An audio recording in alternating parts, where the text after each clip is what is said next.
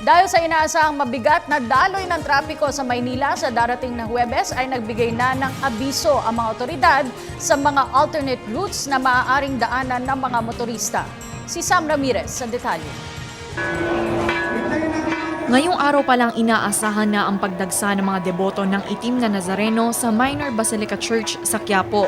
Ayon sa Manila Disaster Risk Reduction and Management Council, asahan na din ang mabigat na daloy ng trapiko sa mismong Huwebes ng umaga sa Rojas Boulevard at Bonifacio Drive. Naglabas naman na ang MDRRMC ng mga alternatibong ruta para sa mga motorista. Simula alas 3 ng madaling araw ng Huwebes, pinapayuhan ang mga motorista na magmumula sa Quezon City at dadaan sa Espanya na kumanan na lamang sa P. Campa, kaliwa sa Andalusia, kanan sa Fugoso at kaliwa sa T. Mapua hanggang sa kanilang destinasyon. Sa mga pampasaherong jeep naman na manggagaling sa Espanya patungo sa Pier South, kumaliwa sa Nicaragua, kanan sa Recto, diretso sa J. Abad Santos, kaliwa sa Reina Regente, Jones Bridge at kanan sa Magallanes Drive hanggang sa destinasyon. Sa mga magmumula naman sa Southern Manila na patungong P. Burgos, pinapayuhan na dumaan na lamang sa TM Calao patungo sa Ayala Bridge hanggang sa destinasyon.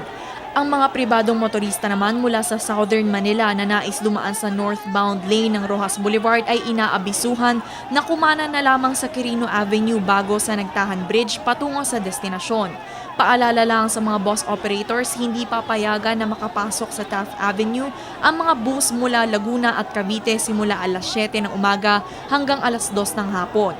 Maaari lamang hanggang sa Remedios Street, kanan sa San Marcelino. Para sa Telebisyon ng Bayan, Sam Ramirez.